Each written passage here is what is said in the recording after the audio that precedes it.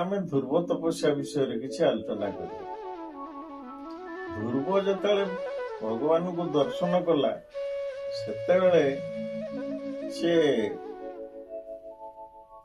आश्चर्य हो भगवान को स्तुति करथिला। भगवान खुशी होकर शंखध्वनि करथिले।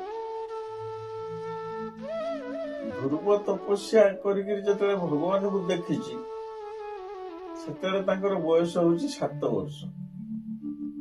सबु ऋषि मुनि माने रागिकी माला फिंगी देले। कहले 7 वर्षर पिलाटा भगवान को देखी पाइला। आमे केते दिन बुढ़ा गले हरि भजन करी आमे भगवान को देखी पारने। भगवान छंद बाद ये सब ठीक नुहे। ताको दर्शन देले आमको कहीं दर्शन देले। तेणु सबु साधु सन्त माने जते बुढ़ा साधु से माने अबुझा लोक सबू ये कहले ना ना भगवान अन्याय कर। यही भावना भगवान निजे गोटे छद्मवेश होकर साधु रूप धरिकी कहले आज्ञा आसतु समस्ते जीवा आम समुद्र देखिए। समुद्र दर्शन को सब बाहरी गले देखिले जे समुद्र भितर गोटे धला पहाड़। सब ऋषि मैंने पचारे समुद्र भितर तो धला पहाड़ आगुरी आम कहीं देखने आपण धला पहाड़ आमको देखा कहले ना ना एगुड़ा धला पहाड़ किसी नुहे जे यहाँ हूँ ध्रुवर बहुत जन्मर हाड़। लक्षे जन्म कि 1000 जन्म कि 100 जन्म ध्रुव तपस्या करची से मरीजा पर हाड़ गुड़ा सब एकाठी कर गोटे जगह रखा है।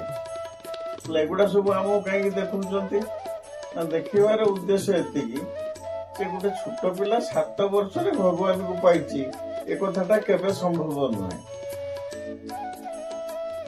से अनेक जन्म तपस्या करने परे से पिला दिन 7 वर्ष भगवान को दर्शन करमती अनेक जन्म तप कर गोपन ठीक से रकम अनेक जन्म तपस्या कर सारिया पर से 7 वर्ष भगवान को दर्शन लाभ कर से गुड़ा मिछ कथा।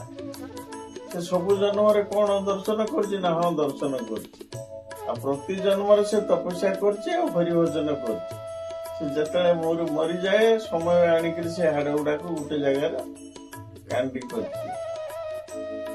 आमको एक कहीं देखो सब साधु मैंने पचारे बोले एक देखार उद्देश्य एतिकी तुम जो छानिया हो से पिलाटा देखला आमको देखा देलेनी अभिमान कर भगवान से अन्याय।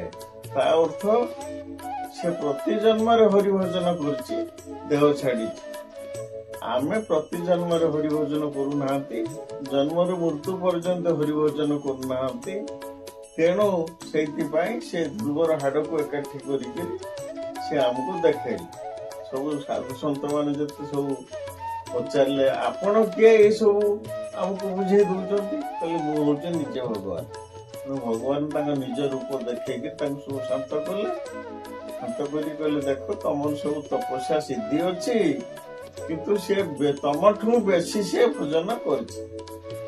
दिन को 1 मिनिट कि 2 मिनिट कि 3 मिनिट ईश्वर को चिंता कर संजय बेले कि सका अन्य समय नुहे। तेणु सी जदि सबू लगातार प्रति जन्म जीवन सारा तपस्या करमती बुद्धंकर 100 जन्मर जातक अच्छी सेमती ध्रुवर 100 जन्म कौन 1000 जन्म लक्षे जन्मर तार प्रमाणिक कथा होची तार हाड़ सब गोटे पहाड़ पालटे जाए। तेणु तुम अबुझा हुए तुम भी हरि भजन कर भगवान को लुभ कर भगवान को तुम दर्शन पाइब।